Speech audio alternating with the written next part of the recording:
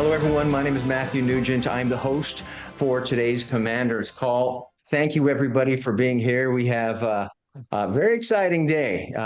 One of our brothers from West Point is coming home. That's what it feels like. So thank you, sir, for being here. So much to talk about. Well, first of all, I want to welcome Congressman Self. I'm glad you're here, Congressman. But I'm going to let your USMA liaison, Carol McGibbon, who's been on several of our past commanders' calls. I'm going to let her introduce you. So, Carol, the floor is yours. Thank you, Sam. Good morning, everyone, or afternoon to those of you on the East Coast. Keith Self was born in a military hospital during his father's service in the United States Army and was raised in Texas. After graduating from high school in Amarillo, he accepted an appointment to West Point, graduating in 1975 when he began a 25-year career of service to our country. Keith's Army tours included Airborne Infantry Platoon Leader, Airborne Infantry Company Commander, Special Forces Detachment Commander, and Special Forces Company Commander. His service took him to Europe, the Middle East, and the Pentagon, where he worked on the most sensitive military programs. He deployed to Grenada, Bosnia, Afghanistan, and Iraq. During his career, Keith received the Master Parachutist Badge, Ranger Tab, Special Forces Tab, and Joint Staff Badge, retiring with the rank of Lieutenant Colonel. Upon retiring from the Army, Keith was elected county judge in Collin County, Texas in 2006, where he served 3 consecutive terms before retiring in 2018. Keith was elected as our representative in Texas' 3rd Congressional District in 2022 and assumed office in 2023. He serves on the Veterans Affairs Committee, the Foreign Affairs Committee, where he's the chairman of the Subcommittee on Europe, and the House Science, Space, and Technology Committee. Keith is a member of several caucuses, including the Election Integrity Caucus, the Counterterrorism Caucus, the Border Security Caucus, the America 250 Caucus, and the Doge Caucus. Keith is a co-sponsor of the Save America Act to protect our elections, as well as co-sponsor and leader of the Sharia-Free America Caucus. He recently introduced a joint resolution to repeal the 17th Amendment, which would return the selection of U.S. senators to the state legislatures. Keith and his wife Tracy have been happily married since his graduation from West Point. They reside in McKinney, Texas, and are active members in their church and local community. Ladies and gentlemen, my congressman and my friend, Representative Keith Self. Thank you so much, Carol. And why don't you just tell the group, you probably have before, but how many cadets have you shepherded into the academies? What do you think? I've been doing admissions in the 3rd District for, 22, 23 years. I've helped, as of this cycle, 172 kids get in to West Point. That's quite a legacy. Thank you for that, Carol. Well, I wanted to, what an honor it is to speak to this group. And I will tell you, I actually have a classmate that you introduced, Matt. Inns is out there somewhere. So at least I've got one classmate in support, wingman, as they say in the Air Force, for this presentation. So what an honor. I want to start with the MacArthur Act, because it is a bill that is named after this society, of course. Ted Cruz, I am the co-sponsor of the bill that Ted Cruz introduced back in 2025 that would restore duty on our country to the mission. And I know they say that duty on our country is still the motto of West Point and will be forever, but we believe that it belongs in the mission because it carries the aura, the prestige, the credibility of what West Point is and what it should be. I think that it was a travesty that it was taken out of the mission statement and because it means so much when you think about where the phrase comes from.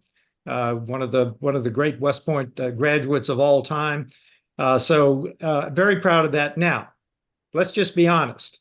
It's probably not going to become law because there are very few things that gets through to President Trump's desk. The Senate is, well, this is a bipartisan group, so I will just say very difficult to get anything through both houses to the president's desk. Having said that, we may have to do it again next Congress.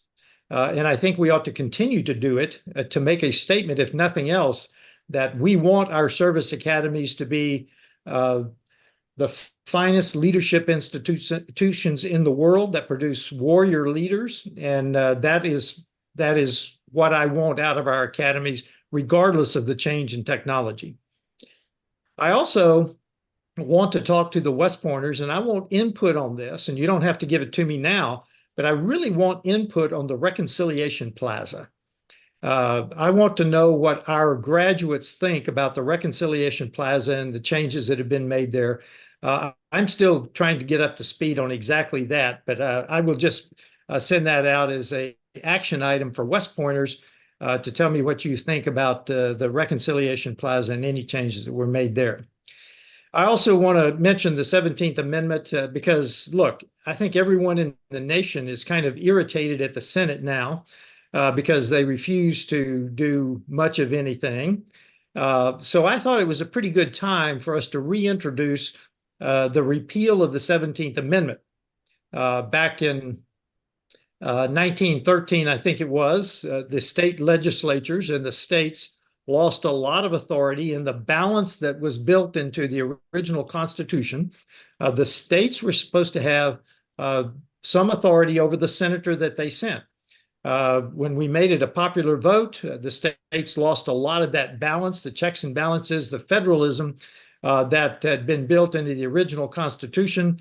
So I think it's a good time. Look, it's not going to get through. The Senate certainly would never pass it. But this is a bill that I think that we're getting pretty good traction on because of the standing that Senate has in the general populace today as not very active.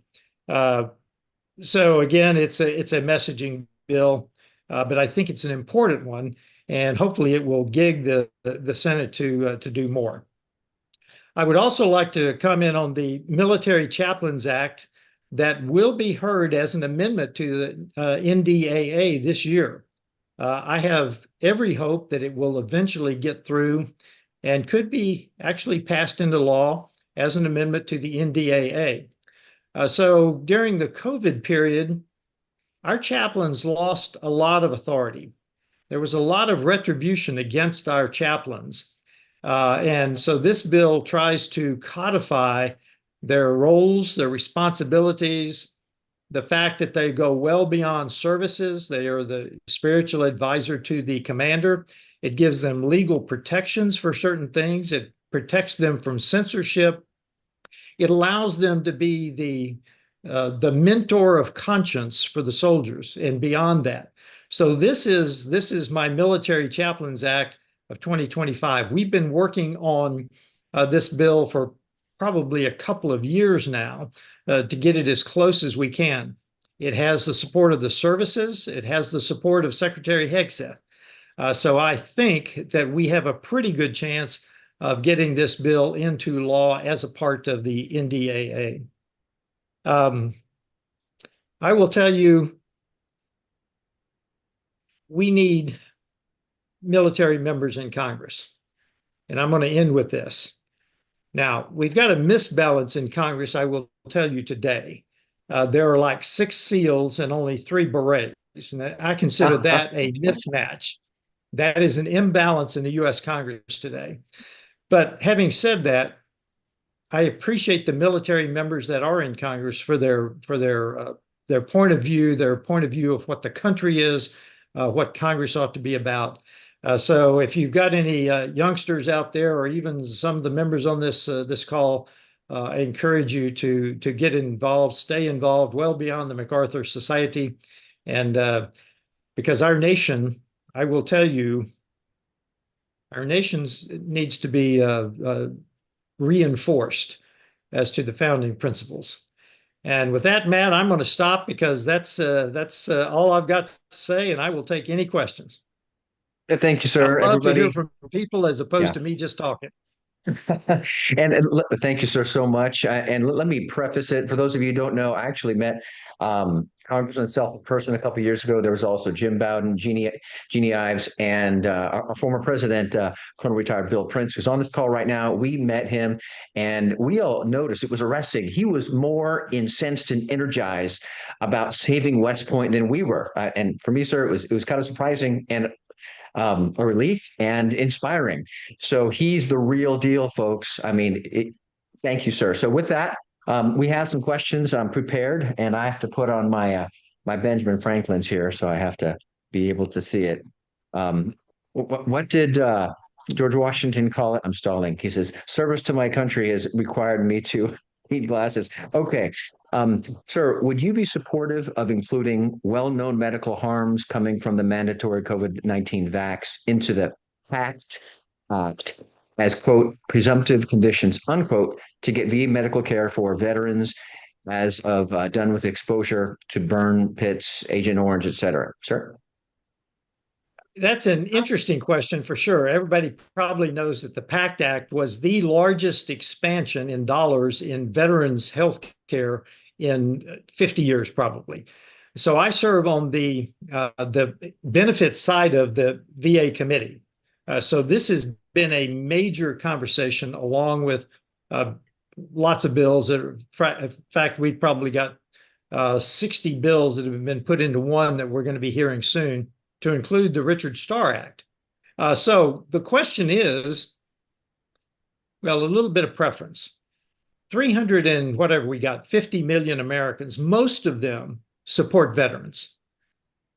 Most of them want to give the veterans what they are due. So there's two things that we'll get through Congress without a doubt. It's anything dealing with children, and it's anything dealing with veterans. Those are the two bills that are almost slam dunks. So I want to ask your audience, because here's the key to this. And most people don't know this, and I'm starting to get some traction getting people aware of this.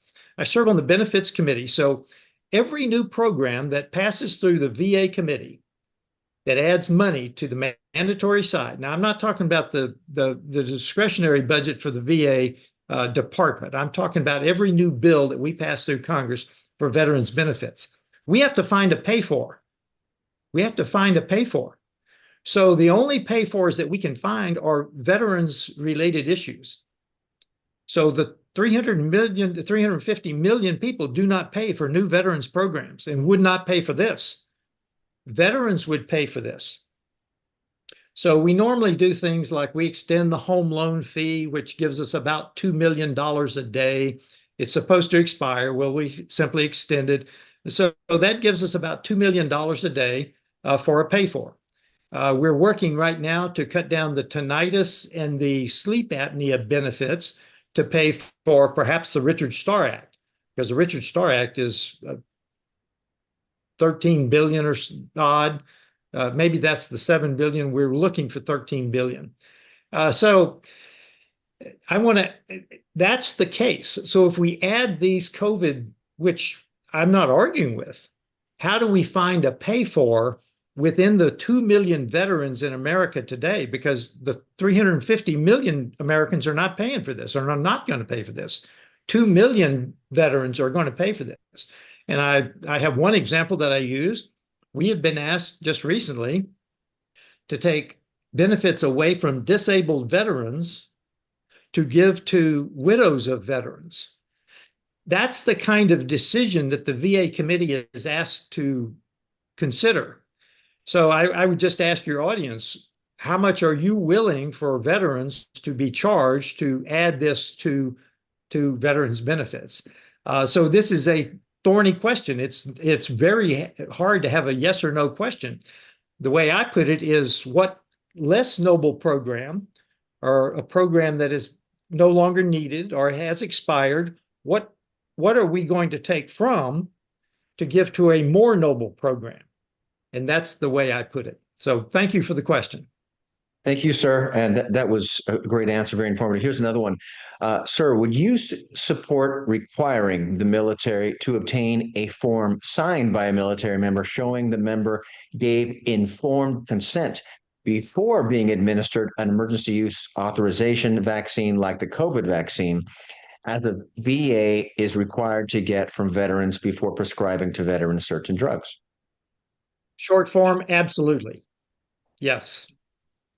Okay, well, great. Thank you, sir. Now, this next question has to do with a lot of what you asked about with West Point, the MacArthur Act. Thank you for that, by the way. I have that printed out. That's going to go on my wall someday.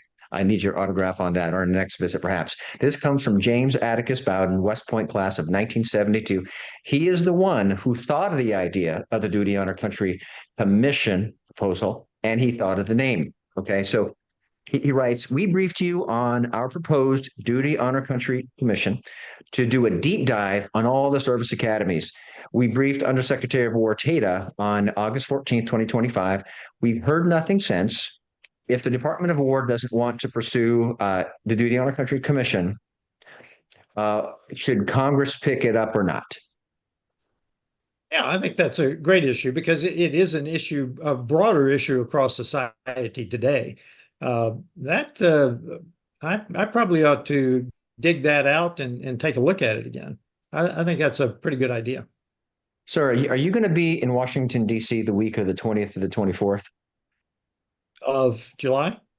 Yes, sir. Yes, I will be. Okay. All right. So this is on the fly. I'm going to be there, folks, if someone wants to go or not, or I'm not as engaged with the MacArthur Society as much, but that's something for you guys to think about. This relates to a question you asked, sir, about the Reconciliation Plaza. The issue is not about the Reconciliation Plaza. It's about divorcing America and West Point from its history. Okay. Case in point. We are the ones who brought up that West Point removed duty, honor, country from the mission statement. We 100% agree with you, sir. Now, that said, when we asked, why did he do it? He said, to align with the Army values. Now, one of the leaders on this call comes from STARS. He's Colonel retired and Dr. Ron Scott. Congressman Ron Scott, every time I hear him speak, I wondered if I should have gone to the Air Force Academy. He brought virtue back into our vernacular, sir. Virtue is what's good and eternal. Values are objective and corruptible. Duty, honor, country. At the time, sir, we didn't have the proper vocabulary to describe why it had a visceral pain on us. Duty, honor, country is a virtue. It is good and eternal. The Army values came from a Madison Avenue marketing firm. They are not. So the superintendent, without his knowing, was supporting the deconstruction of West Point as a commanding height in our society. Okay. So that said, I think when we frame this conversation, we need to frame it around what the president said. Communism is the biggest threat to our country. Cultural Marxism, an offshoot, intends to divorce us from our virtuous history. And the the removal of duty, honor, country in lieu of the Army values is one very real non-kinetic warfare attack against that treasured institution. So, what are your thoughts on that, sir? Well, I think there are three things that people want to tear down so that they can change America. I think there are three elements of our culture. The first is our history. The second is our family, the family unit. And the third is our faith. I think those are the three elements of American exceptionalism that they have to tear down if they're going to fundamentally change America, to quote a past president. Bravo, sir. You can keep talking if you want. We have many questions. Okay. This is from the MacArthur Society President, Sam Thiessen, USMA class of 73. See, do you believe an Article 5 convention should be convened to remedy some of the major political issues that face the nation? That's a great question that we wrestle with a lot. I think the repeal of the 17th Amendment, one, is easier and would do much the same thing. But if it won't work, and I don't think we're to an Article 5 convention, but it's there. It's in the Constitution. And if enough, and I think if the dysfunction increases, then we might get there. I don't think we're there yet. In fact, we're obviously not, because it's not happening. So I will also add to this that if it is to happen, the states will have to force it, because the U.S. Congress is incapable of leading that effort. Thank you, sir. And this is more support for you to take on duty on our country commission. Comes from Dave Bell, USMA class of 1971. Can Congressman Self do anything to push Brigadier General Tata to move the duty on a country commission proposal? But you said that you were interested in engaging in this conversation. Yes. So great. Thank you, Dave Bell. Okay, next, Bruce Ritter, USMA class of 1972.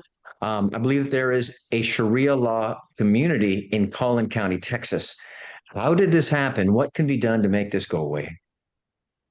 It's a great question. I co-founded the Sharia Free America Caucus in the U.S. Congress. Look, the one in Collin County, known as Epic City, now rebranded as the Meadows, is only one of many. This is happening all over America. Senator Tuberville tells me North Alabama is a hotbed. Florida, the Floridians tell me Florida is a hotbed. This is happening everywhere. Montana had a march. Folks, this is a danger to our country because yes, they make nice neighbors. And look, we have 1,400 years of history, and I realize this is a bipartisan organization, but I don't have to be bipartisan. We have 1,400 years of history that tells us when the Muslims move into a country, Sharia law follows when they reach a certain point.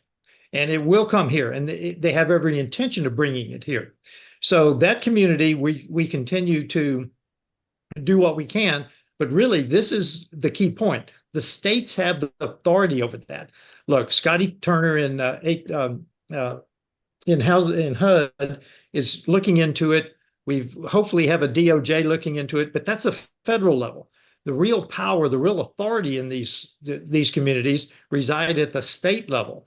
So my advice to the local folks is delay, delay, delay until we can get more people involved in the fact that this is an existential threat to the U.S. Constitution. Sir, in the context of imbalances in our country and the imbalance in Congress of 6 SEALs and 3 Green Berets, someone is reaching out here. He is the president of the Denver Society, Chad Dalton, West Point class of 1998. Now, I don't know if he's a Green Beret, but he is a grad. He said, sir, I'm running the campaign for Jason Clark 92, West Point 92, in the Colorado 6th for the U.S. House. Would it be possible to speak with you offline as your time allows? And before you answer, sir, everybody, we're not supporting a candidate. We're just linking candidates here, okay? So, sir, if there's something that you can do, we can link you guys. Would that be acceptable to you, sir? Sure. My chief of staff is listening, so she'll just say the name one more time and she'll get it. Yes, it's Chad Dalton. Chad is running the campaign for Jason Clark, West Point 92. Thank you. Okay. All right. Thank you for asking that. Next, Michael Rose. He's an Air Force Academy grad. He's an attorney who actually argued on the Supreme Court. Why do only veterans have to pay for new benefits for veterans? Why should all taxpayers not pay for veterans benefits, given that all taxpayers benefited from the services of the veterans? It's a great question. It's simply the House rules. Every committee has to find its own pay-fors. I've gone to the Ways and Means Committee, which is the chief taxing committee, and they're trying to find the huge pay-fors for reconciliation, the one big beautiful bill, now reconciliation 3, because every time you have a reconciliation bill, you have to find the huge pay-fors. So it's simply the House rules. Every committee is responsible for its own rules. Now, when you talk about national parks, it's pretty easy. The user fees pay for improvements or maintenance of national parks. The veterans, we have to pay to find the pay-fors in the veteran community. So it's simply the rules of the House. Thank you, sir. And here's a sidebar shout out. I saw you, Dan Schultz, in your Jim A shirt. Dan Schultz, I think, is from the 70s. So the fact that you're able to fit in that Class A shirt from that long ago is amazing. So a little sidebar there. I saw that. Next question comes from, oh, there are more coming in. Let's see here. Colonel retired Bill Prince, West Point class of 1970, former MacArthur Society president. Sir, congratulations on founding the Sharia Free America Caucus. Please provide an update if you could. Well, we have 68 members now. The caucus came out of a conversation I had with Senator Tuberville at the White House Christmas party in the White House. So it's what now 6 months old. We have 68 members from 25 states, I think. We have multiple bills that we have filed through the caucus. Everything from terrorist organization designations for CARE and Muslim Brotherhood. We have a bill against first cousin marriage because it's so dangerous. A bill against using RICO on the jizya tax, which infidels pay. We've got bills. In fact, I got a bill through the House just recently. It's the Tehran violence bill that basically sanctions the imams in Iran that have put out fatwas on Benjamin Netanyahu and Donald Trump. And so they are under, and you may remember that Salman Rushdie was put under a fatwa in 1989, I think, and was actually blinded in one eye, decades later. I don't remember the exact date. So this goes on forever. And frankly, the type of fatwa that they put on the President Trump is a particularly gruesome one in which you torture before you kill. And I won't go into the anymore, but that bill is actually through the House and is sitting in the Senate now. So what else do we have? We've got banning Sharia in the United States. We've got I just put out the Preserving Our Constitution Act, which says that no judge, no jury, no body, no legislature can accept any thing from Sharia. Because this is the legal aspect of Sharia. You can't kill your daughter if she dishonors the family. You can't mutilate your daughter's genitalia.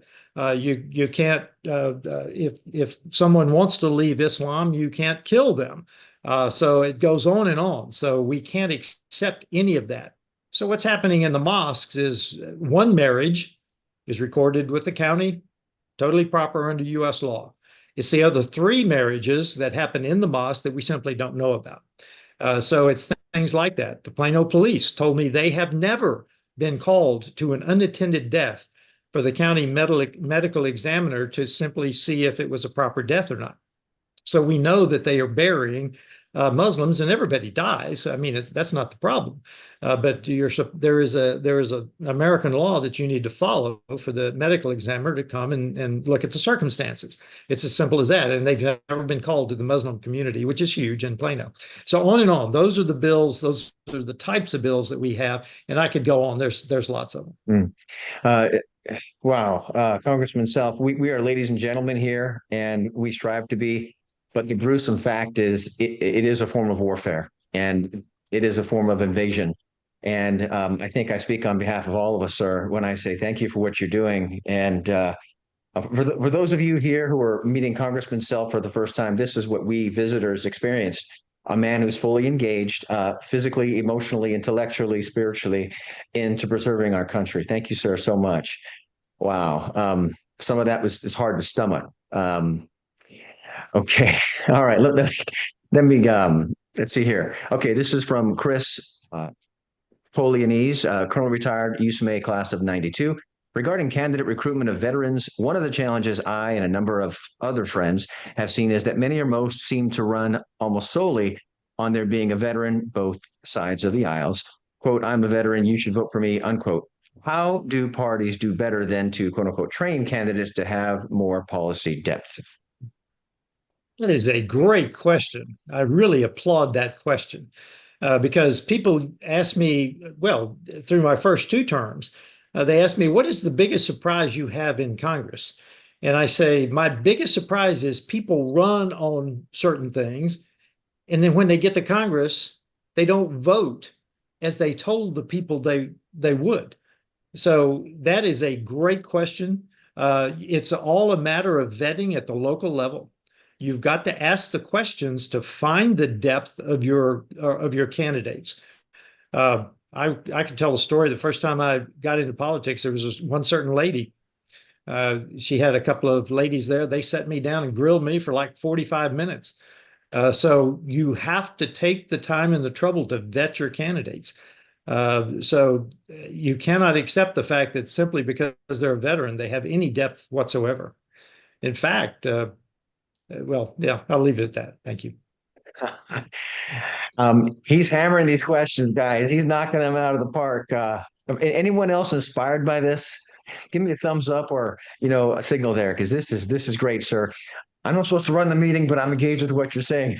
This next comes from Major General retired Joe Arbuckle, who's got an amazing story. He started enlisted, went to OCS, and then became a Major General. So reference the PACT Act and including Vax Harms. It is wrong to take VA care from one vet in order to provide VA care to another vet. That policy is the problem. That policy is the problem and must be attacked. Take some of the millions and billions going to pay for medical care for illegals and provide it to the VA. Why not make this a public discussion issue, hopefully heading to political? General, I see you. Thank you for the question. Thank you for and I couldn't agree more. I'm doing what I can. It's not one of my base issues. We've got bigger issues, but this is one that I have started. And frankly, we're getting some traction in the VA committee to try to find other pay-fors. But the problem is, they're still veterans. I couldn't agree more. If this societies want to take that on, I think that would be because the American people don't know. They don't know that they're not paying for veterans care, new programs. I think that would be an excellent use of the graduates and the veterans that are listening today. It'd be a great use of your political capital, I believe. Thank you, sir. And this comes from Sam Thiessen, the MacArthur Society president. We take an oath to the Constitution that doesn't end when we leave military service. Those calls for defending America against all enemies, foreign and domestic. Do you consider political advocates of socialism, the Democratic Socialist of America, DSA, i.e. communism, to be enemies or just opponents? I consider anyone that stands against the U.S. Constitution, and they do, an enemy of the United States. In fact, today, they've become so vocal, I think you can make the case that they are active combatants. Because, folks, we're in a fifth generation warfare environment today. It's not just bullets. It's not just missiles. This is psychological warfare as much as anything. It's informational warfare. So as long as we understand that, we will be far better off in defending the Constitution and our constitutional republic. I mean, we just celebrated 250 years, and most people do not realize how unique that is.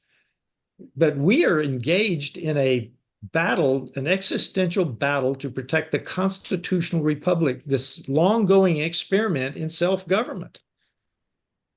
So, sir, on the context of fifth generation warfare, I quarterbacked the Duty on a Country Commission proposal for over a year.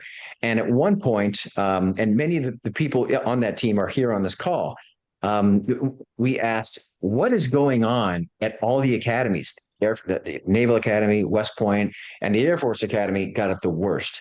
What is going on here? And we don't have the vocabulary to describe it. And Colonel Prince reached out to Rusty two-star named Rusty. And he said, oh, what you guys are talking about is the spectrum of war. Yes, the spectrum of war. You see, there's kinetic warfare, bullets, bombs, bayonets, and non-kinetic warfare, which you sort of describe as fifth generation warfare. And this is warfare, and then it all came together. It's not just bad ideology. They're destroying our country using non-kinetic, and then we turned it on. And I know that's true because the enemy told us that. They even wrote a book about it. It's called Unrestricted Warfare, and it was published back in 1999, 27 years ago. And it was published by two People's Liberation Army CCP colonels. And this general, it's possible that he might have met them, and they told this to him. They said, "We know how we're going to beat you." And the three premises to this book, it reflects what you're saying, sir. Number one is it's difficult for China to beat America in a kinetic warfare. Two, Americans have a very restricted understanding of warfare, kinetic. Third, therefore, we're going to impose our will on the United States using unrestricted warfare, which you refer to as fifth generation warfare. And just like you answered General Joe Arbuckle's question, making people aware of the truth in the context of, the VA is paid by their bucket, and it's better that we support our veterans rather than our illegals in this context. So I hear you, sir. We're with you. And let's see here. This is from James Atticus Bowden, USMA 72. Please find a lawyer to word it properly so support for Sharia becomes part of the federal crime of sedition. Thoughts on that, sir? Yeah, because look, they are on the offense. We are collecting videos of imams across the United States that basically are spouting seditious ideas. Absolutely, it's a good idea, but the videos, they are on the offense. In fact, we are behind in this fight. I just want everybody to know that we are behind and getting behind her every day. So it's a great idea, but sedition is exactly what they are espousing in their sermons. Thank you, sir. And this is very serious. Thank you. Okay, next. Gary Hale, USMA class of 75. How can we explain to other citizens this distinction between encroachment of Sharia law and the simple exercise of First Amendment rights of freedom of religion? That's a good question. That's a great question. That's another classmate out there. So the First Amendment has actually 5 rights in it, as everybody on this call probably knows. There are 3 of them that they will attack us on: religion, speech, and assembly. So I think you asked the religion question. Let's just think about Islam. It was based on dreams, then reinterpretations of dreams. But when you go into the way it is governed today, in our Western context of religion, which is matters of conscience belong to you, your belief belongs to you. The government has no responsibility in terms of your matters of conscience, your belief. That is not governed. Conduct, however, is governed. That's all Sharia law is. It is not. In fact, in a book that they use to train their first graders, it says Islam is not a religion. It is a way of life. That's a quote from a book that they use to train their first graders. So we need to get past the fact, and frankly, law enforcement and the judiciary will have the hardest time getting past this. But people are so concerned about being called Islamophobes or racist that they don't want to engage. I can't get a lot of people to engage. But when I look at Islam, it's hard for me to find what we in the West consider a religious component. Even their prayers are commanded. What you say is commanded. What you do is all commands. That is Sharia. That is Islam. Sharia, in fact, there's somebody, one of their imams once said, Sharia is Islam, Islam is Sharia. We just have to understand that. It is a political ideology. We have 1,400 years of history. Look, Syria was a Christian nation for hundreds of years. Egypt was a Christian nation for hundreds of years. Lebanon, we could go on. So we just have to understand this battle that we are in. And we just finished talking about the Chinese, this red-green alliance. Now, they hold nothing in common, very few things in common other than the power of the elites. But the Chinese believe that they can beat us without kinetic warfare. So they have made an alliance. And I can't understand. Let's just take one example. Homosexuals. They are advocating for Sharia. You go to a Sharia compliant country, they're going to throw you off the roof. It's only one example. Yeah, sir, you said something that was key to this conversation. It is not a religion. It is an ideology.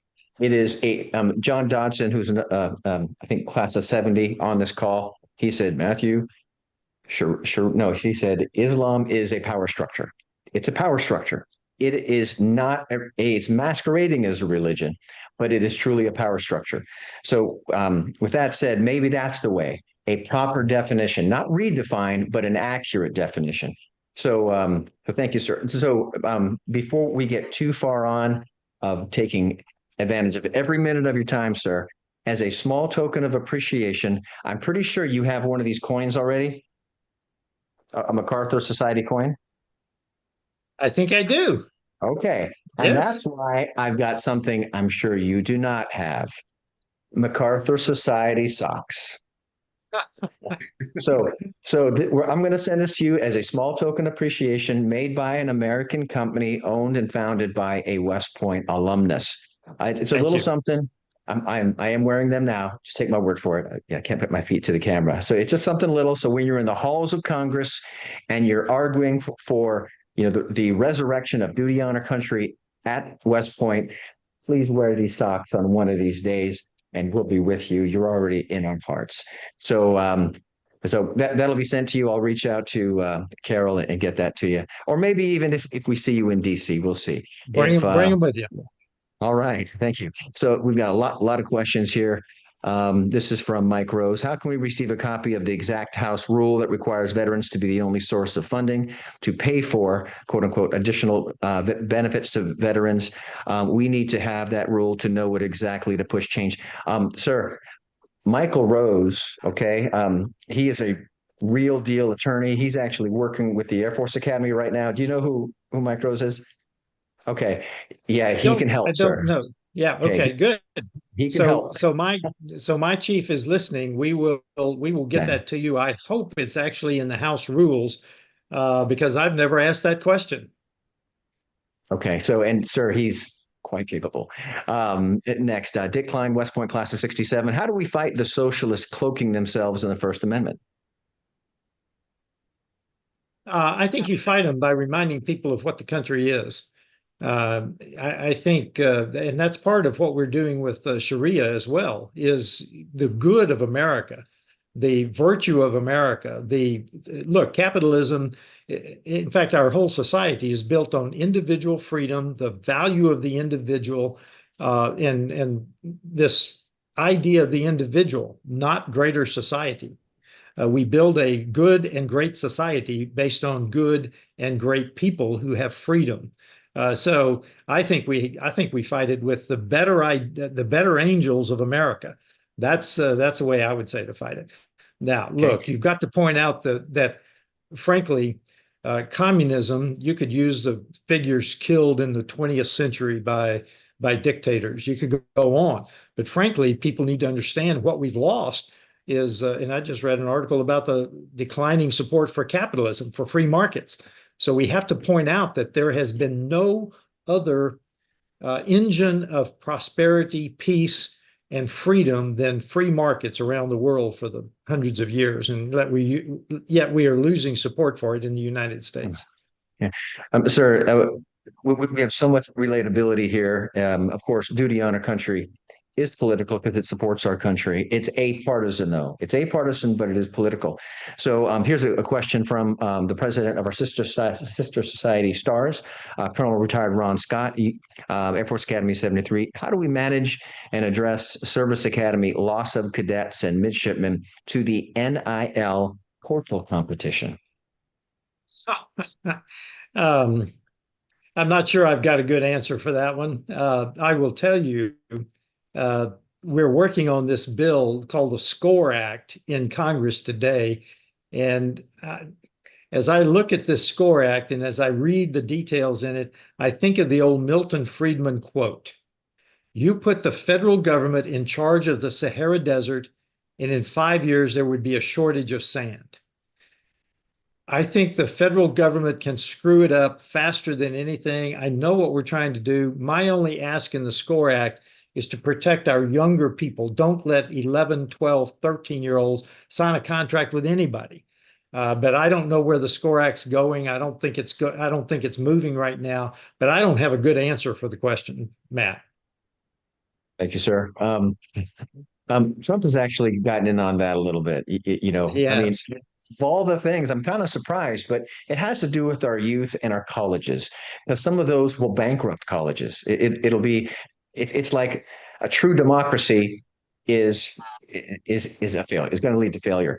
Okay, next. This is a praise and thanks from Tony Lentini. I believe he's West Point class of 3. He's quite the pugilist, a good, honorable man. Thank you, Congressman. You are doing a great job. Very proud of you as a fellow grad, sir. That's Tony Thank you. Lentini. Thank you, Tony. Next from W. Merrill. How about reducing the VA, quote, 100% disability ratings, unquote, for drug abuse and alcoholics, and send that money for more serious veteran problems, since funding an alcoholic's life and enables him not to change? Those problems are not generally medical, as they can be controlled by the veteran. It would be a tough sell, but I understand, because frankly, what we're trying to do right now is provide treatment for our most disabled. And there are people that actually want to go further than that and say we need to segment our veterans. Now, I am not advocating for this, but I want our veterans to know that this idea is out there. If you are a veteran who never went into a combat zone, you're one segment. Then if you go into a combat zone, it's another segment. Then if you're wounded, it's another segment. I am not advocating for that, but that's kind of the idea that he's proposing there.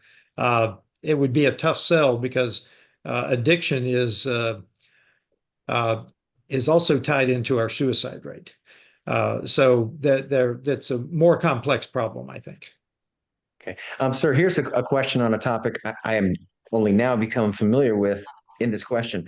This is from David Shellstad, USMA class of 1990. What do you think about the Islam Center at West Point? The what? What you said, sir, about the Islam Center at West Point. I'm not familiar with that. I don't know, sir.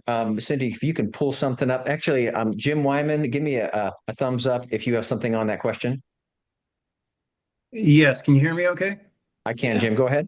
All right. There is a prayer room at West Point. It's in the gingerbread, or down the street from the gingerbread house and close to Eisenhower Hall.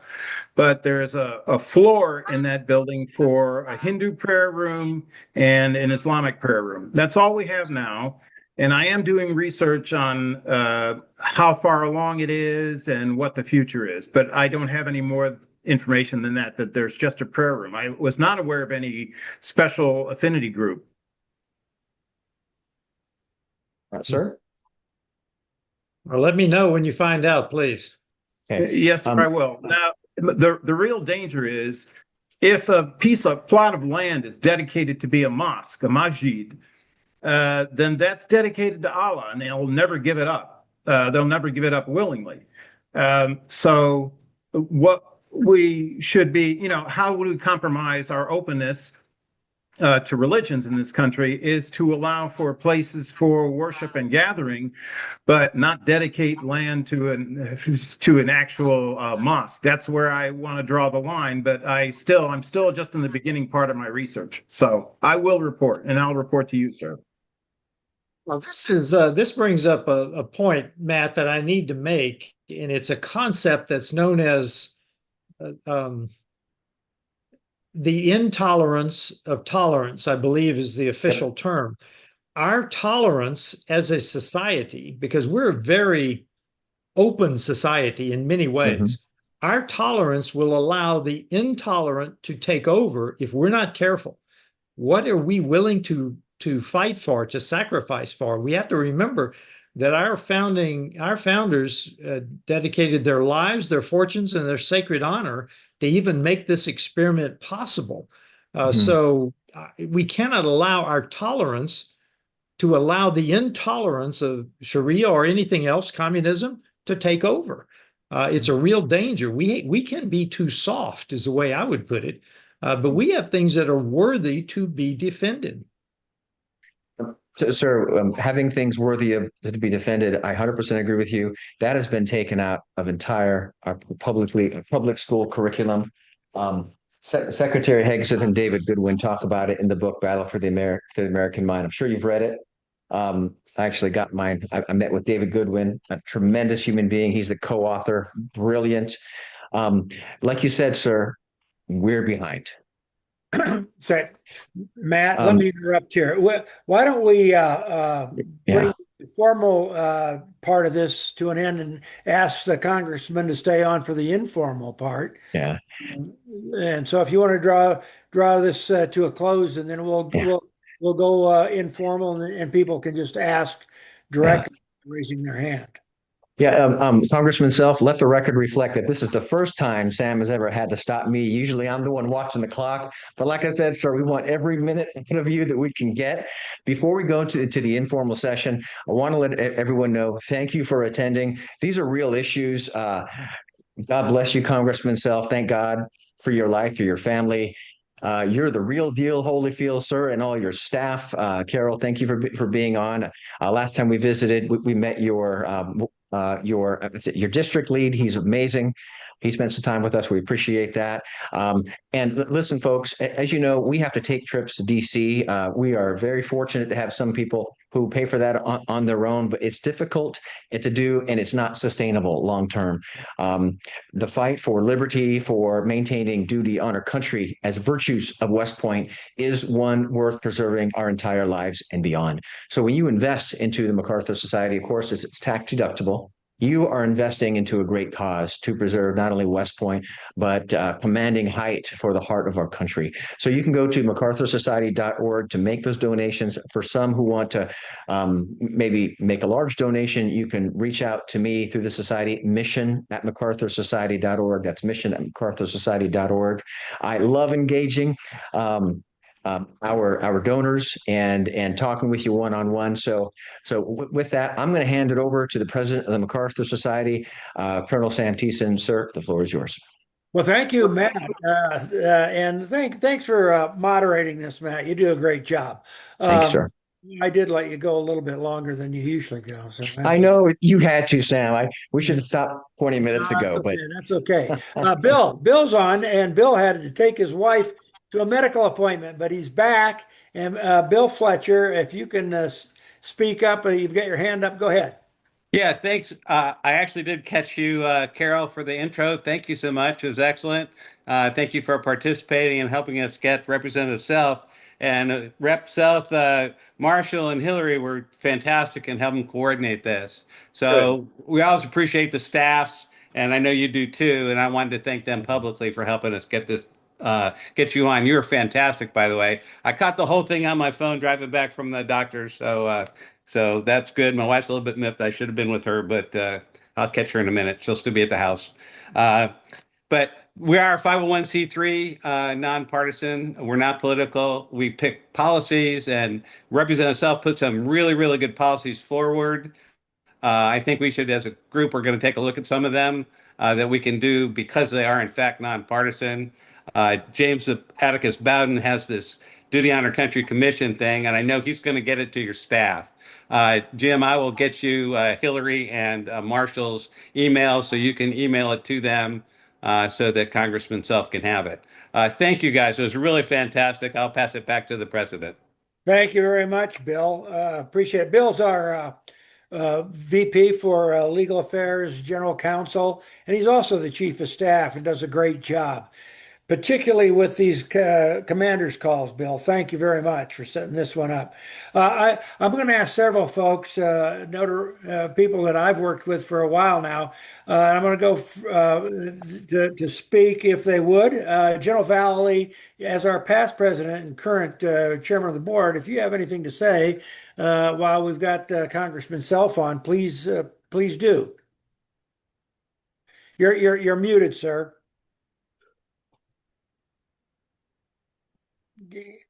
How's that? Can you hear me now? We can hear you. Go ahead. Yeah. Cindy's monitoring that pretty good. Anyhow, back in 2014, no, 2004, I think it was, Joe McInerney and I wrote the book America's Endgame for the 21st Century on how to defeat radical Islam. That was 2004 after we met with Bibi in Jerusalem. But I think carrying forward the work that you're done really matches up what we found out and really came to a conclusion in 2004. And so it's important that we restore any kind of information we can. We have to make sure that our cadets understand that. And we haven't had some of the left-wing professors at the academies even come up and want to address that in any way. So we're working very hard with the academy to really to moderate in some way, and also to be able to examine where the academy is now and where it's going in the future. And we're very proud of the academies, what we do, and thank you, Congressman, for all you've done and your service. Anyway, the MacArthur Society can further itself. We need donations, as Matt has talked about, but we want to get more, I would say, junior members into the society. So we'll be working hard to do that. But again, thank you for your visit today and your presentation. It was outstanding. Well, thank you, General. It's an honor to be here with you. Thank you so much. Thank you, sir. Appreciate it. General Rayburn, Bentley Rayburn, who is the chairman of the board of STARS, is also on. I'm going to ask General Rayburn to say a few words, if you're so inclined, sir. Thanks, Sam.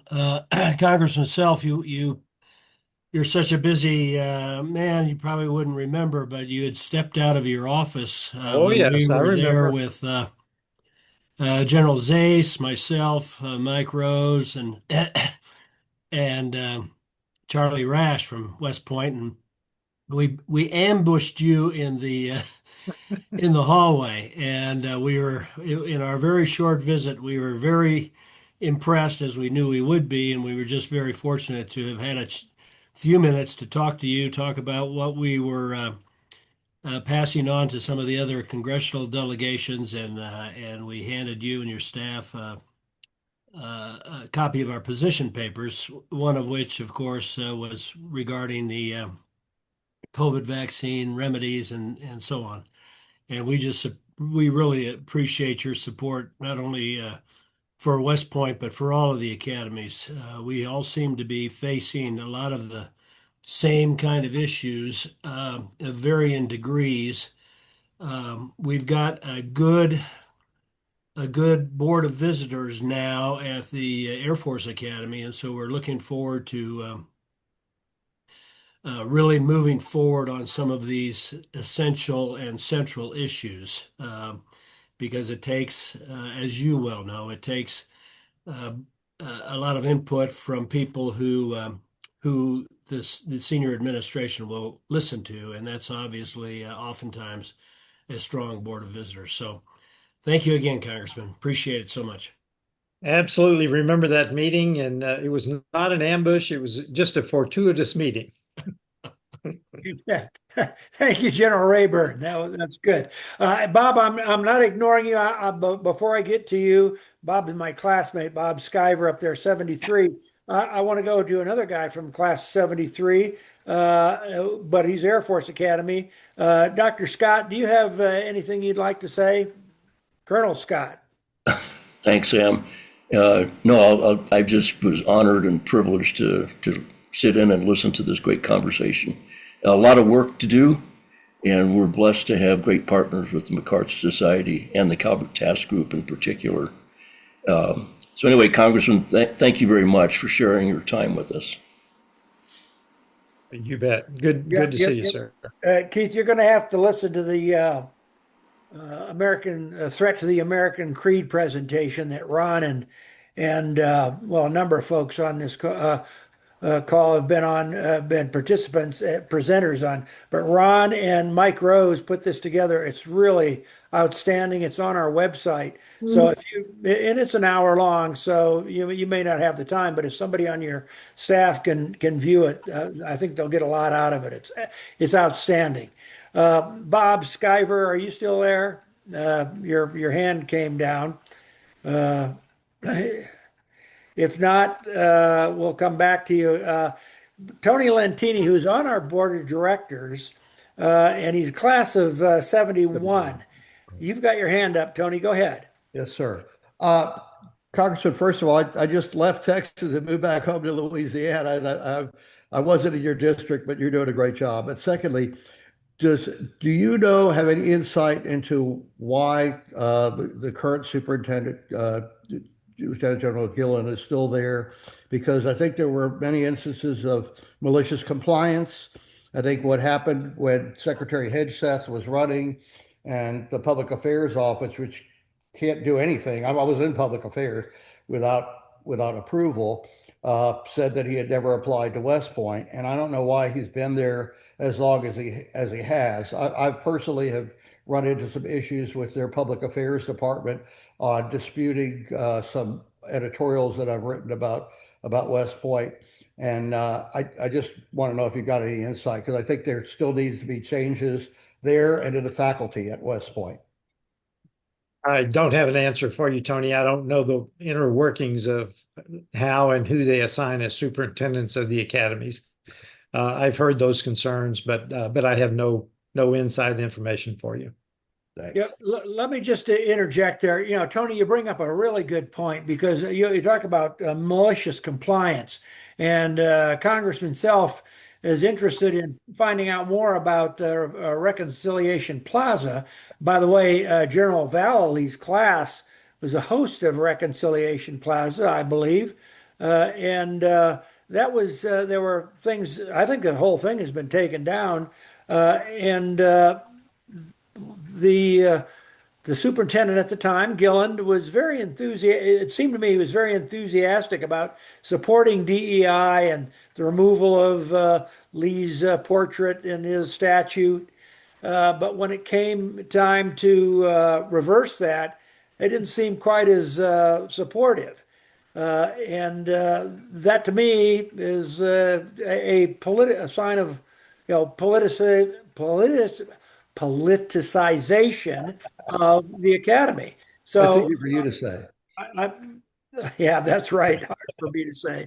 But I wanted to point that out, Congressman Self, if you had anything more to ask about that. Well, at the risk of irritating the general officers on this call, I think we all know by the time you get to 3 stars, there is a certain amount of politics involved. Yeah, I say from the lofty ranks of retired lieutenant colonel. Right. We all know. We all know that. Bob, I'm sorry you dropped off. You have a question? I'm sorry, Bill. We'll get to you. Yeah, I actually, and I apologize. My computer decided to take a break, so I had to plug in. My battery ran down. As far as Reconciliation Plaza, I do have a little bit of information about that. What they did was they modified Reconciliation Plaza to remove any positive reference to anybody who was a Confederate. Right. That's right. And which of course defeats the whole purpose of the whole idea of the reconciliation, which was why the class of 61 had sponsored this monument in the first place. And then they went and changed it without the class of 61's compliance or coordination or consent. So that has not been changed. It's a disaster. Part of the MacArthur Society's mission is to preserve and advocate for our history. And certainly that is part of our history, as was General Lee and a number of other people. I could get into details about why they were not committing treason when they left the Army and joined the Confederacy, but I won't get into that right now. I do want to make a comment about Sharia law, though. Sharia, I think, is properly been described by y'all as a way of life. It's not just a religion. And that's true. However, whenever they engage in Sharia law, they will attempt to defend it by the free exercise clause of the First Amendment. That's their typical defense. And as I explained to my students, who are mostly 8th graders and several of them, the freedom of religion, the free exercise, does not entitle anyone to commit any sort of crime, because the exercise of any liberty cannot result in the diminishment of somebody else's liberty. So you can be a devout Mayan and believe in human sacrifice, but if you attempt to do that, you can and should be prosecuted. And the same applies to anybody with Sharia law. You may think that this gives you sanction to do a number of things, but once it gets beyond the stage of what we would consider the normal exercise of religion, when it gets into conduct that is already against the law, it can and ought to be prosecuted. And Keith, I think you were quite correct in observing that the people that don't want to be concerned, called Islamophobes and whatever else, is one of the things that prevents this. Doesn't stop the fact that we who know better should be forcefully demanding the prosecution of people who violate the rights of others. Simple as that. I don't know what's in the your Sharia Act. I'd be interested in seeing it. So if that's something that can be passed on through the MacArthur Society, I would love to read it over. I'm not sure it's necessary. I think what's necessary is for people, and I spent 25 years of my life as a lawyer, as a prosecutor. I think you just need to have people prosecute crimes that are crimes. And that would include a whole lot of the stuff that goes on under the guise of Sharia. So that's all I've got to say. Thank you. Good comments, and we will make the whole range of bills available through the society. I will tell you that Maggie Thatcher said, "You win the idea, and then you win the argument, then you win the election." So we do have to educate people to win the idea first. Yes. Yeah. Thank you, Bob. And I'll mention also, Bob is the executive director of Liberty and Law Institute, which is what he was referring to. They give they're West Pointers. I think most of the members on the board members are West Pointers as well. But it's an excellent program to go into junior high and present to eighth graders the Constitution. So thank you, Bob. Colonel Bill Prince, past president and currently team leader. He's also on our board of advisors for the MacArthur Society. He's team leader for our board of visitors team. Go ahead, Bill, ask your question. Greeting, Congressman, and from another Special Forces old soldier. I started with L Company Rangers in Vietnam, and then a Special Forces project called MacSog, you may have heard of. Of course, I have a good friend here who is a SOG guy. Well, maybe we hoisted a beer together in TCN or someplace. You are a co-sponsor of two pieces of legislation, one by Randy Fine from down here in Florida, 4097, and you've also co-sponsored a bill, HR 8236 from Congressman Chip Roy, both asking, in my view, very serious questions about the Council on American Islamic Relations. Can you give us an idea of whether either of those pieces of legislation will actually go anywhere? Again, thank you for your co-sponsorship of those, and especially for your leadership of the Sharia Free America Caucus. I'm the guest speaker next month talking about the Red Green Alliance. So this is a hot topic here. Thank you. You bet. Thanks for the question, Bill. First of all, CARE is an arm of the Muslim Brotherhood. And the Muslim Brotherhood, back in the early 90s, law enforcement just stumbled upon their explanatory memo for how they are going to succeed in North America. It's a damning document. I recommend finding it and reading it. So there are two bills on CARE, such as Bill described. The one that Chip is sponsoring or authored might have a chance to get through his subcommittee. But I think that's as far as it will go, because I have little optimism that either of those bills will actually be passed by the House unless something dramatic happens. And I never discount that, because if an attack happens or something very dramatic happens, then we might have an opportunity. So the Chip Roy bill might get a subcommittee hearing if Chip does that, because he's a subcommittee chairman on judiciary. So other than that, I have little optimism, but they are bills that we are trying to encourage people to understand the threat. Well, thank you, Colonel Prince, for that question. That's a good one. We're looking forward to your presentation on the red-green threat. Right. And I'm not talking about red-green from Canada. I'm talking about the real one. But Dave Bell, Dave is class 71. He's also on our board of advisors. Dave, go ahead. Well, just kind of an aside, I had spent 35 years in the metropolitan Detroit area where we were lucky enough to be able to watch Canadian television. So I think I saw every edition of the Red Green Show. The guy is hilarious. However, someone mentioned malicious compliance. I think it was Tony. And it's not just the academy itself. I think AOG is also kind of deep into that. And as an example of that was the recent, I don't know, 6 months or so ago announcement that former Superintendent Darrell Williams received a Distinguished Grant Award. I sent a letter to the president of AOG at the time, or an email, indicating my disappointment with the fact that the AOG would even consider that, even though he's a former superintendent. This is a guy who denied for over 2 years that critical race theory was being taught, and only when Judicial Watch sued because they failed to respond to a FOIA request were the documents produced, over 600 pages, of which I still have, indicating that what he was saying was not true.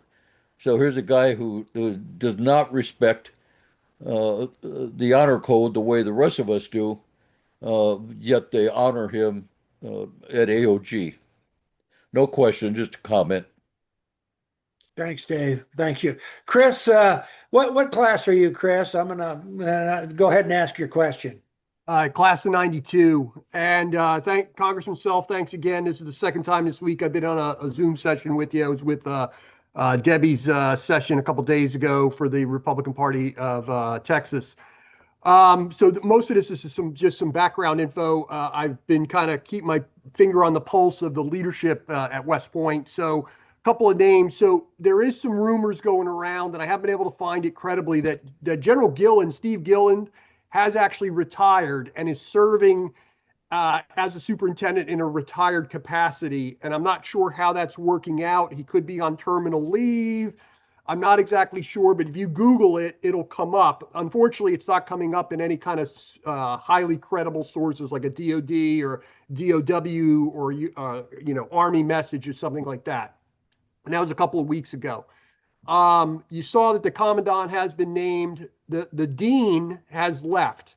The name I have heard for the dean is the current master of the sword, which would be, I think, unprecedented to have the Department of Physical Education department head fleet up to be the dean of academics. But that is the name I've heard. Nick Gist. He is a class of 94.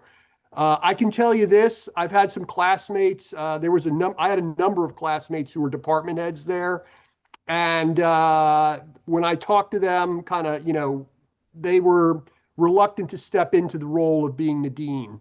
Most of them have all retired now. I think I'm down to one last classmate, a former Ranger buddy of mine, actually, who's the last member of our class, still on active duty, who's an 06 and not a GO. And then for the superintendent, I have heard the name of, he's, I believe, class of 98, Jeff Van Antwerp. Again, these are mostly rumors. Some of them are sourced pretty well. But Jeff Van Antwerp, he is class of 98. I believe his father is class of 72, retired 3-star. I believe was the first captain there. And that's right. Jeff was a former Delta Force commander. and is currently the SOCPAC Special Ops Command Pacific Commander now. So again, rumors, I would say, these are probably about B4 level quality. If you understand that coding system for information and intelligence, they're probably about B4 level, maybe B3. But just kind of keep your ear to the ground regarding those on that. And I have nothing further. Thanks for your time. Wow, Chris, that's invaluable information for this group. Thanks. Good to, I mean, even though they're rumors, not all rumors are false. Wally Hines. Now, Wally is the class 71. He's also on the board of directors for MacArthur Society. Go ahead, Wally. Congressman, can you hear me, guys? Yeah. Yes. Congressman, I really thank you for your time. I have a request of you. The Board of Visitors for the United States Military Academy, in my opinion, is a moribund and non-functioning group. It needs some real leadership in there. I would encourage you to find a way to secure a seat on the board if that is at all possible. They are a rubber stamp organization, and in my personal opinion, I think derelict in the full fulfillment of what their charter is. Thank you. Well, obviously the speaker nominates members to the Board of Visitors. And without going too deeply, there is a member on the Board of Visitors that will do everything to dissuade the speaker from appointing me. But thank you for that. I would encourage your diligence in trying to overcome that. Thank you. Congressman Self, do you know Congressman Ryan, Pat Ryan? I do. He represents West Point. Yeah, and that's right. He's the deputy or the assistant chairman or vice chairman. Vice chair. Ranking member. Yeah, I personally, and I need to talk with Bill Fletcher about this, but I'd like to have him on as a guest speaker, just so we could get a balanced opinion, so to speak, or unbalanced. There you go. Maybe. So there you go. Thanks, Wally. We have another board of directors member, and he's also a former SES. And Bill, was that Health and Human, or Dick, was that Health and Human Services, or was what department was that in? Dick Klein. Go ahead, Dick, and you're muted, by the way. Thank you, Sam.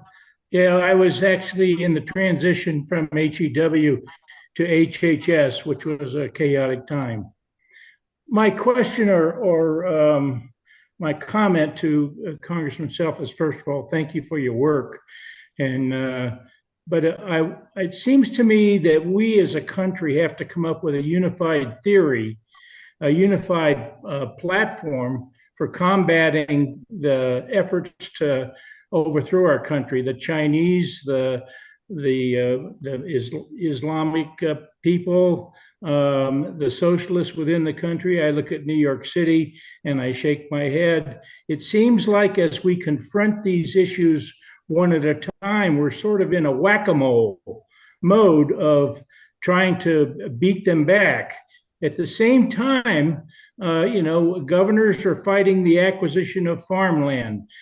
People are using zoning to try and prevent the institution of new religious activities.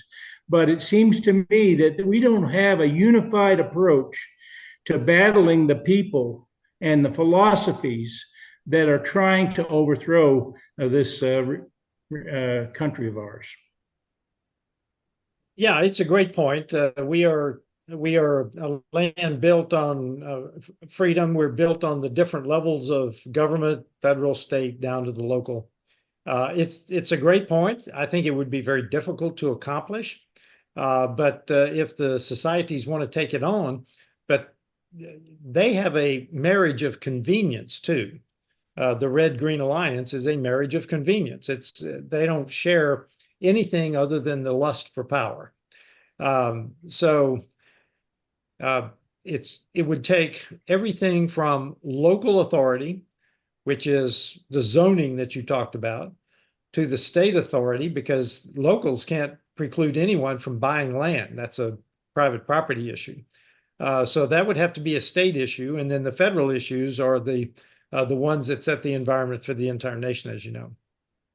So it's a worthy cause, but it's going to be very difficult, not only for the things that I mentioned, but our nation is fractured, and there are people that believe that America needs to change, that the country that our founders founded is not what they want to live in.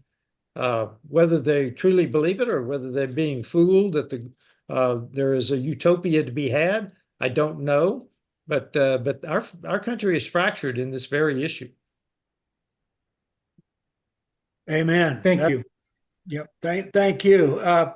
And let me add that the Department of Defense has plans for everything in fighting foreign wars, and because of posse comitatus and that sort of thing, we don't want the Department of War putting together plans for insurrections in country, but we do have a Department of Homeland Security, and that's someplace where maybe they have plans on how to deal with insurrections like this.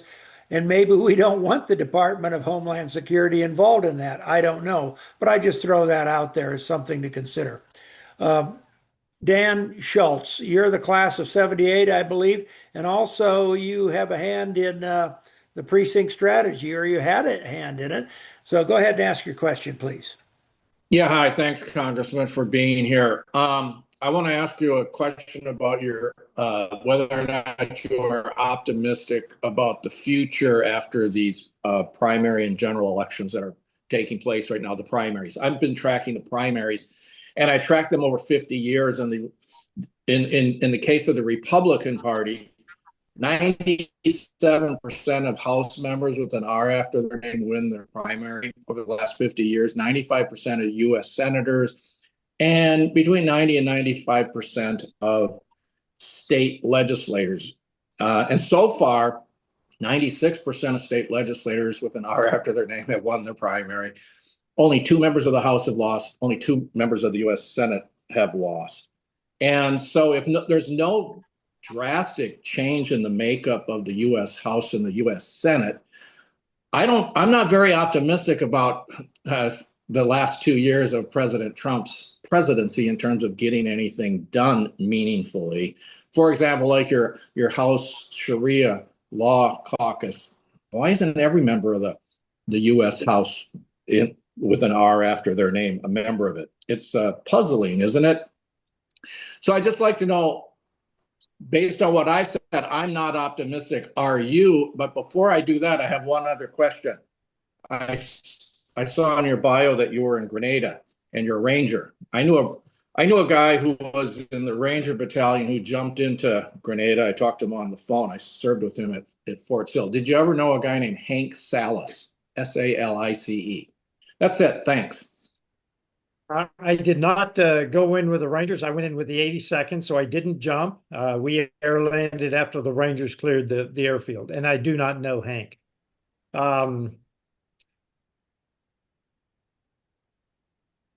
I think the midterms in the House are a toss-up. I'll just be honest with you. We have the advantage in money. We have the advantage in redistricting, we think. I think the Democrats think they have the advantage in enthusiasm, and I think they do, but they can't get out of their own way, because I think more than just Republicans are looking at those guys in New York City that got elected, and I think they're starting to say, man, are those the kind of people that I want to consort with? But we'll see. So I think it's a toss-up. It will come down to turnout. It will. President Trump says he may not be on the ballot, but he's on the ballot, and I think that's absolutely true. So can we make the case that we are better off than we were 4 years ago? And we're going to be fighting the narrative from the left in order to make that case. But I think we need to score a win between now and November. We just do. The Republicans do. And yet most of my time I spend fighting off bad red lines than I do passing good bills. And then you've got the point, if we do lose the House for the next 2 years, it would be just miserable in the House because they'll impeach President Trump every week. They will investigate all of us for 2 years, but they'll overreach. And they'll overreach so badly that we have to look ahead to 2028 because they will overreach because most of the American people are not that fringe lunacy of the socialists that are taking the progressive left that's taken over the Democrat Party. Most of Americans, even Democrats, are not there. So you can look at it. Do we focus on 26, which I'm ambivalent about, or do we look at hopefully they'll overreach so far on 28 that we will do very well? Hope that's an answer. Thank you. Congressman, and thank you so much for being our guest speaker. It was just outstanding. By the way, normally at this time, we're down to about 30 people, and we still have more than 60. So you drew a little interest today. So thank you very much. Very good. Thank you for the honor, and y'all have a great day. Thank you. Thank you. Thank you. Without further ado, does anybody else have anything for the cause? If not, we'll sign off.